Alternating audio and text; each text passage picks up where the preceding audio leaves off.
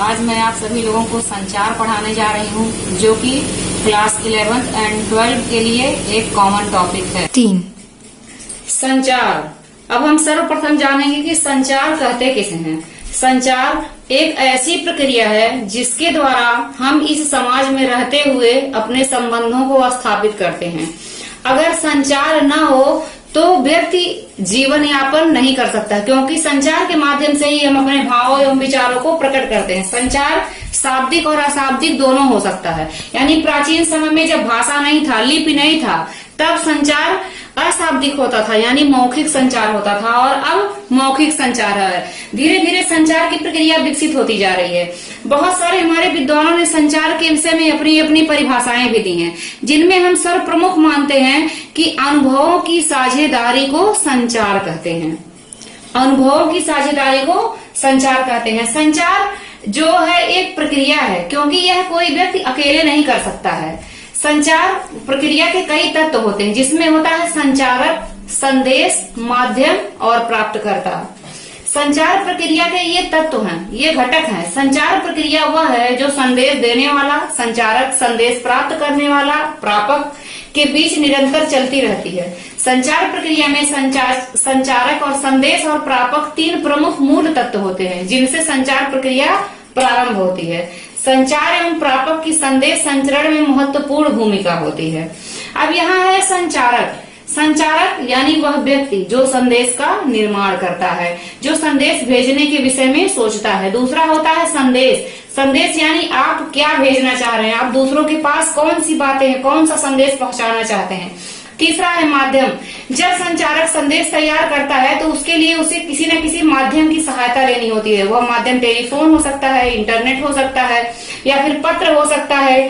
तो ये वो माध्यम हम अपनाते हैं जिस माध्यम के द्वारा हम संदेश भेजेंगे। फिर वो संदेश पहुंचता है प्रापक यानी प्राप्तकर्ता के बाद। संदेश प्राप्तकर्ता के पास जब पहुंचता है तो वो पढ़ता है, आपके संदेश को जानता है।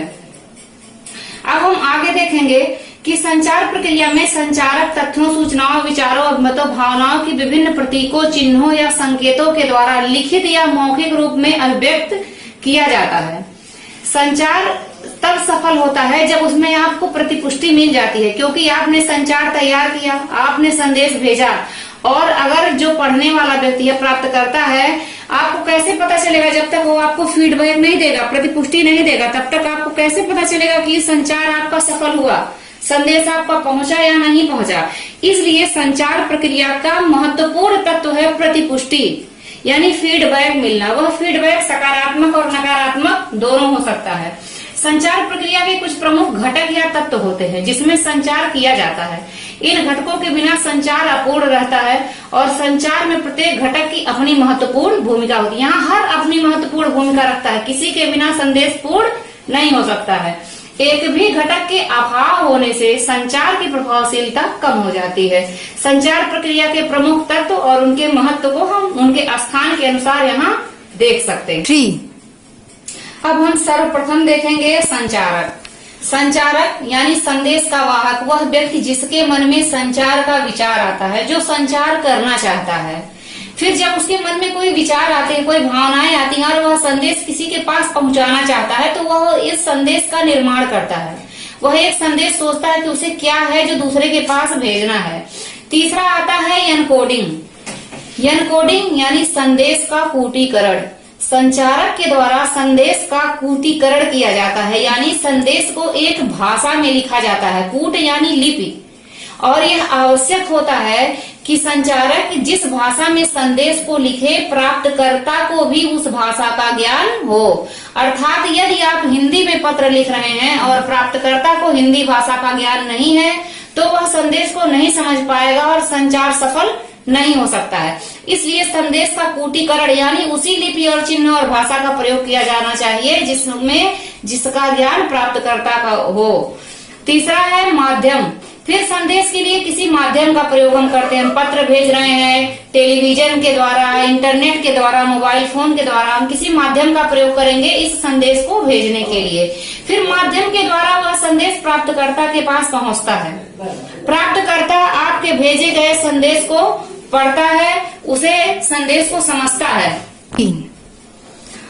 प्राप्तकर्ता के द्वारा संचार को समझना, उस भाषा को जिसमें संचारक ने कूट चिन्ह का प्रयोग किया था, जिस भाषा का प्रयोग किया था, प्राप्तकर्ता जब उस चिन्ह को पहचान लेता है, उसे पढ़ लेता है, तो इसे डिकोडिंग कहा जाता है। डिकोडिंग यानी कि संदेश का कूटवाचन, एनकोडिंग संदेश का कूटीकरण, जिस भाषा में संदेश को कूट किया गया, लिपिबद्ध किया गया, और डिकोडिंग संदेश का कूटवाचन, उस लिपि को प्राप्तकर्ता के द्वारा पढ़ लिया गया, समझ लिया गया।